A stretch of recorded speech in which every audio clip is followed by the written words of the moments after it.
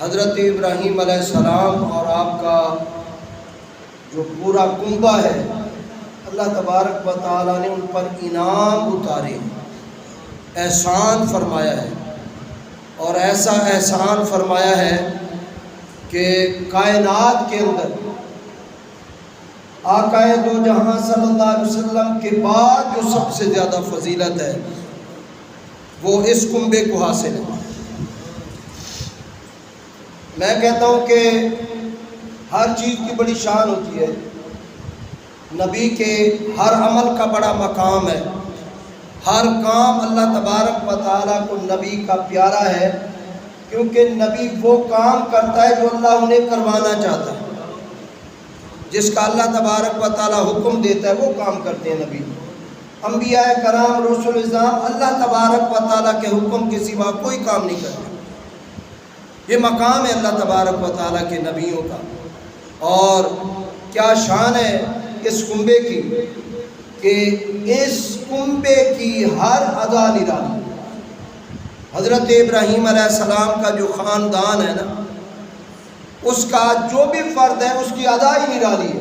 اللہ تبارک و تعالیٰ نے ادا ہی نرالی فرما دی، کیونکہ حضرت ابراہیم علیہ السلام جو اللہ کے خلیل تھے، تو اللہ تبارک و تعالیٰ نے انہیں خلیل بنایا۔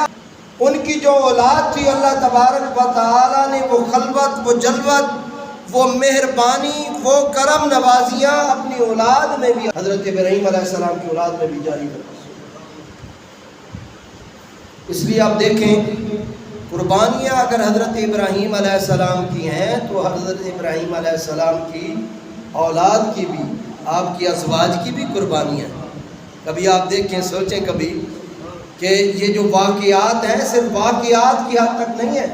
کبھی آپ غور و فکر کریں کہ خاندان کو چھوڑ دینا، ٹھیک ہے جی، حضرت سارہ نے، حالانکہ بادشاہ کی بیٹی ہیں، بادشاہ کی بیٹی ہونے کے باوجود یہ پسند نہیں کیا کہ میں اپنے باپ کے ساتھ رہوں، میں تو شاہانہ زندگی گزار سکتی ہوں، میں ابراہیم علیہ السلام کے ساتھ چل کر ادھر کیوں جاؤں۔ اور حضرت ابراہیم علیہ السلام نے کہا بھی کہ صحیح کہ اے سارہ، آپ حسن و جمال کی بھی پیکر ہیں، دولت و انبار میں آپ پلی بڑھی ہیں، لہذا آپ میرے ساتھ جو سفری صحبتیں ہیں اس کو برداشت نہیں کر سکیں گی، لہذا آپ اب ادھر رہ جائیں، میں ملک شام کی طرف جا رہا ہوں یا کنان کی طرف جا رہا ہوں، یا ادھر ادھر کے میرے سفر ہے، میں نے مصر سے گزرنا ہے۔ وہ سفری صحبتیں ہیں، اور مصر کا جو بادشاہ ہے وہ کتنا ظالم ہے یہ سارے جانتے ہیں، لیکن میں آپ کو کہتا ہوں کہ آپ میرے ساتھ نہ رہیں۔ آپ فرمایا اب شادی ہو گئی ہے تو اب آپ کے ساتھ، اب جینا مرنا آپ کے ساتھ ہے، اب دکھ تکلیف آپ کے ساتھ ہے، اب فراوانی یا تنگ دستی وہ آپ کے ساتھ ہے۔ ایسے ہی حضرت خدیجہ الکبریٰ، کبھی زندگی پڑھ کے دیکھیں حضرت خدیجہ، ایک وقت ہے کہ 10 لونڈیاں جو ہیں آپ کے ساتھ ہیں، مال کا انبار ہے، صبح ایک سوٹ پہنتی ہیں تو گھنٹے 2 گھنٹے کے بعد دوسرا سوٹ پہن لیتی ہیں، وہ پسند نہیں، تیسرا پہن لیا، دولتوں کے انبار ہے۔ جب آقا دو جہاں صلی اللہ علیہ وسلم کی زوجیت میں آئی نا، تو پھر صبح کھاتی ہیں تو 2 دن کھاتی نہیں ہیں۔ یہ بھی تو مقام ہے، وہ برداشت نہیں دیکھتی ہیں۔ پھر جو مقام اور شان اللہ تعالیٰ نے دیا ہے وہ ان کی امتحان کی وجہ سے دیا، ان کی برداشت کی وجہ سے دیا، ان کے صبر کی وجہ سے اللہ تبارک و تعالیٰ نے وہ انعام و اکرام دیا۔ اب دیکھیں حضرت ہاجرہ سلام اللہ علیہ، ان کا بھی امتحان ہے، انہوں نے بھی امتحان میں اپنے پرچے کو گڑبڑیشن میں مبتلا نہیں کیا، بلکہ جو پرچہ تھا اللہ تبارک و تعالیٰ نے جو انہیں آزمائش میں ڈالا اس میں پوری اتری، ٹھیک ہے جی، کوئی نہیں ہے، نہ وہاں کوئی خاندان والا ہے، نہ داد کا ہے، نہ نان کا ہے، نہ کوئی چرند ہے، نہ پرند ہے، ایسی بائیبان اور کھنڈر وادی میں حضرت ابراہیم علیہ السلام چھوڑ کے آئے، اور کہہ کے آئے یہ میں اپنی مرضی سے نہیں چھوڑ کے جا رہا ہوں، بلکہ اللہ تبارک و تعالیٰ کی منشا بھی یہی ہے۔ تو یہ نہیں کہا اے اللہ مجھ سے کیا قصور ہو گیا ہے، مجھ سے کیا غلطی ہو گئی ہے، نہیں، بلکہ کہا ہے اگر اللہ کی یہی مرضی، اگر وہ مجھے یہاں بٹھا سکتا ہے تو بسا بھی سکتا ہے، یہاں بٹھا سکتا ہے تو کھلا بھی سکتا ہے، یہاں بٹھا سکتا ہے تو زندگی کے جتنے معاملات ہیں ان کو حل بھی فرما سکتا ہے، اور ایسا ہوا۔ آپ کبھی مطالعہ کریں، حضرت حاجرہ سلام اللہ علیہا وہاں بیٹھی ہیں جہاں روشنی کا انتظام نہیں ہے، کوئی بلب کا انتظام نہیں ہے، کوئی چراغ نہیں لے کے گئی ہیں ساتھ، دن ہو یا رات ہو، آپ وہاں بیٹھی ہیں جہاں کوئی بھی نہیں ہے، پرندہ بھی نہیں ہے، درخت بھی نہیں ہے کہ کس کے سائے میں بیٹھ سکتے۔ کیسا بڑا کڑا امتحان ہے۔ پھر انعام و اکرام بھی دیکھیں، گئی ہے نا حضرت حاجرہ ہیں جن کے قدموں کا کمال ہے، یہ حضرت اسماعیل ہیں جن کے قدموں کا کمال ہے۔ یہ تو انبیاء کرام اللہ کے جو پیارے بندے ہیں ان کے تو قدموں کی شان دیکھیں کہ اللہ تبارک و تعالیٰ نے جہاں قدم لگے ہیں مقام اور شان کیا بلند کر دیا، کیا مقام بنا دیا، کیا شان بتا۔ بندہ سن کر حیران ہوتا ہے اور پھر پڑھ کر حیران ہوتا ہے کہ اللہ کہتا ہے تم ان کے مقام کو دیکھ رہے ہو، ان کی شان کو دیکھ رہے ہو، ان کے امتحان کو نہیں دیکھتے کہ میں نے امتحان کتنا کڑا دیا۔ ماں کے لیے سب سے جو پیاری چیز ہوتی ہے وہ اس کی اولاد ہوتی ہے، ماں ہو یا باپ ہو، وہ ہر چیز برداشت کر سکتی ہے، اولاد کا دکھ برداشت نہیں کر سکتی۔ اور حضرت حاجرہ نے نا اپنے بیٹے کو جب پیاس میں مبتلا دیکھا نا اور کہیں سے کوئی چیز اسے پلانے کے لیے ملتی نہیں ہے تو دوڑ کھڑی ہوتی ہیں، بھاگنا شروع کر دیتی ہیں، کبھی صفا پہ بھاگتی ہیں، کبھی مروہ، کبھی مروہ سے پھر صفا، کبھی صفا سے پھر مروہ، یہ بھاگنا دوڑنا۔ اور کبھی بیٹے کے پاس واپس آتی ہیں، کہیں میرے بیٹے پر کوئی جانور نہ حملہ کر دے۔ یہ کیسی سچویشن ہوتی ہے، بڑی پریشانی کی سچویشن ہے، بڑا معاملہ ہے، لیکن اس معاملے کے باوجود حضرت حاجرہ تنملائی نہیں ہے، اللہ کی بارگاہ میں نا کوئی ناشکری کے الفاظ نہیں کہے، یہ نہیں کہے اللہ اب یہاں تو ہمیں بٹھا دیا، پانی کہاں سے لاؤں، نہیں، کوشش کر رہی ہیں، آ رہی ہیں اور جا رہی ہیں۔ اور پھر جو کوشش اللہ تبارک و تعالیٰ کو ایسی پسند آئی ہے، نبی کی پیاس بجھانے کے لیے، اگرچہ والدہ کا بھی بڑا مقام ہے، لیکن فقہاء کرام نے لکھا ہے نبی کی پیاس کی وجہ سے جو پریشانی میں مبتلا ہوئی ہے اور دوڑی ہے، تو اللہ تبارک و تعالیٰ نے وہاں ان پہاڑیوں پر دوڑنا اور آنا جانا ایسا پسند فرمایا کہ فرمایا ان الصفا والمروۃ من شعائر اللہ، یہ میری نشانیاں، میرے شعائر ہیں۔ کوئی دیکھنا چاہتا ہے نا صفا مروہ کو تو جا کے دیکھے میں نے کس طرح ان کو اپنا شاعر کہا ہے۔ یا اللہ پہاڑیاں تو اور مکے میں بہت زیادہ ہے، لہن لگی ہوئی ہے پہاڑیوں کی، اور اس سے زیادہ خوبصورت بھی ہیں، ان میں کیا خاص بات ہے؟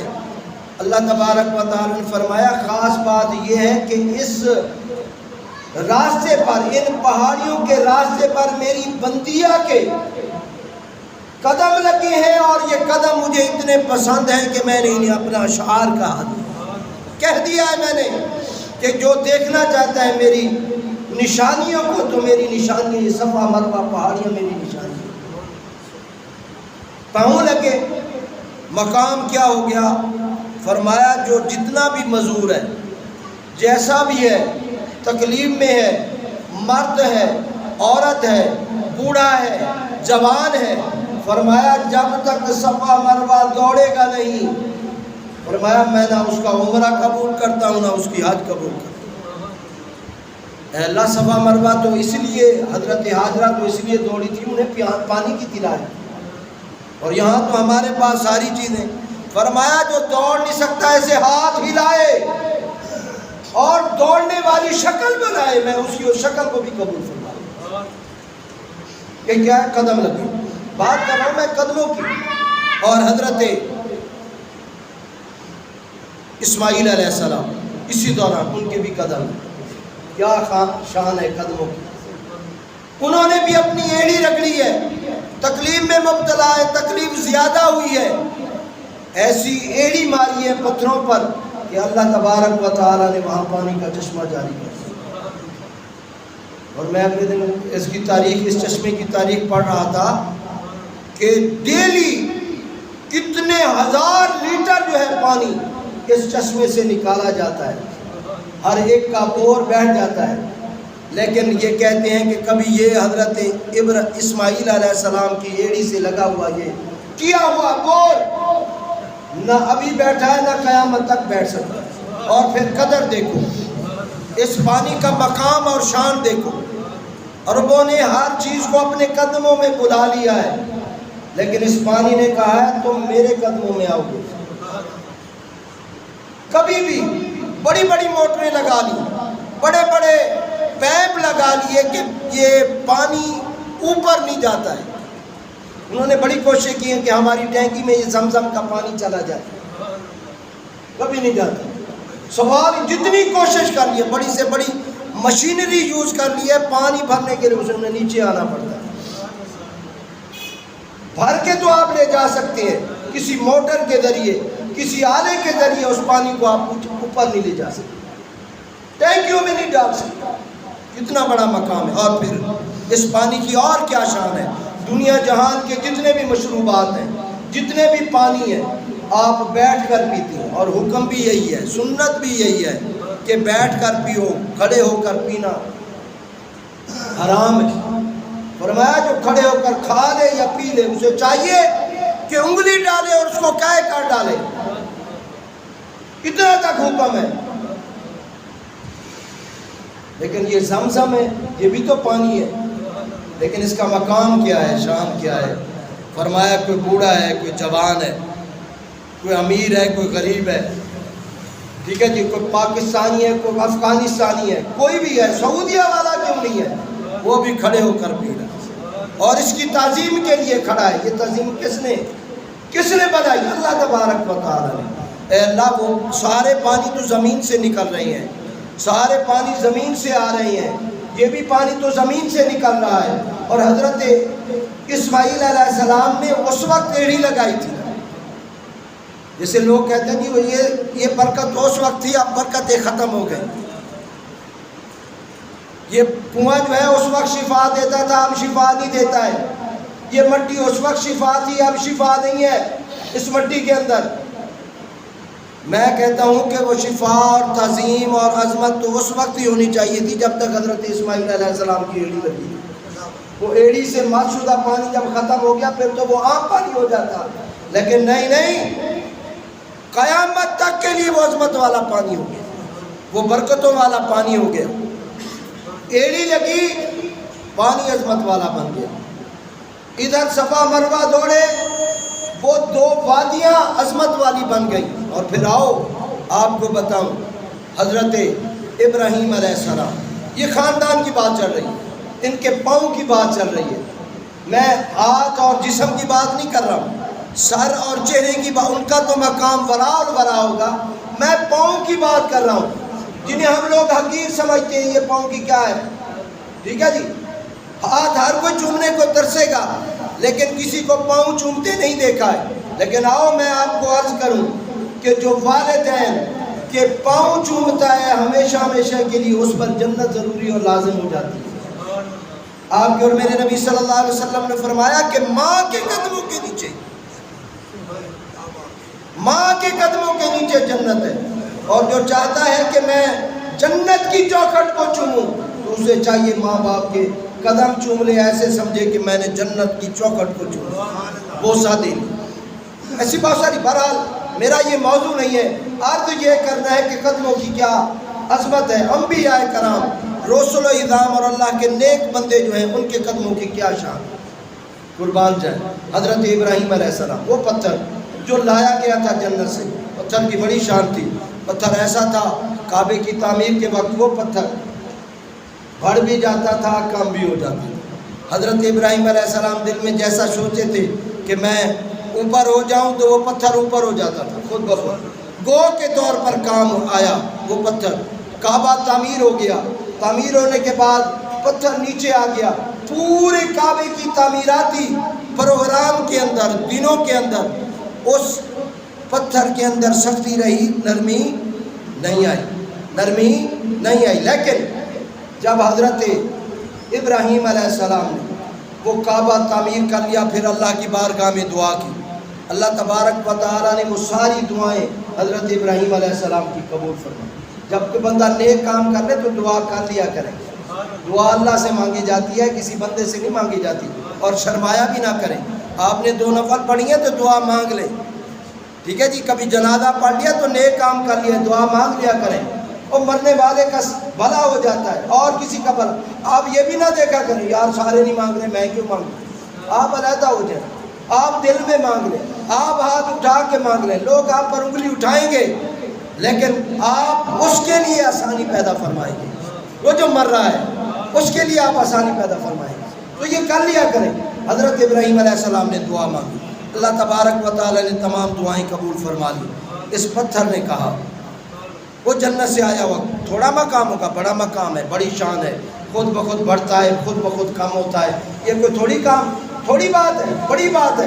لیکن آج پتھر اللہ کی بارگاہ میں عرض کر رہا ہے، اے اللہ، حضرت ابراہیم علیہ السلام نے تیرے گھر کو تعمیر کیا، تو نے اسے تو صلہ دیا ہے، کیا میری خواہش ہے وہ پوری نہیں ہو سکتی؟ اللہ تبارک و تعالیٰ نے فرمایا، پتھر تو بھی بتا، تیری بھی آج خواہش پوری ہوگی، تیری بھی تمنا پوری ہو جائے گی۔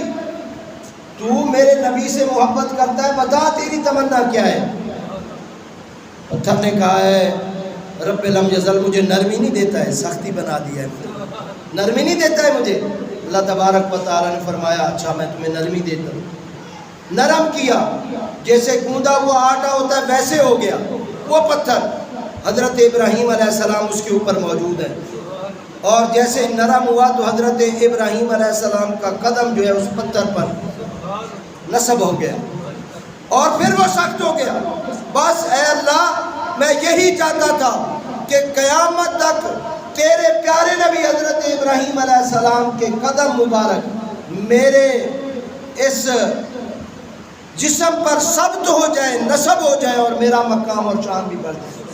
اور اللہ تبارک و تعالیٰ نے فرمایا، اچھا تیری یہ خواہش تھی تو پھر سن لے اے پتھر، ہم نے قیامت تک کے لیے تجھے عظمت والا بنا دیا، تجھے شان والا بنا دیا، اور فرما دیا اللہ نے کہ یہ مقام ابراہیم،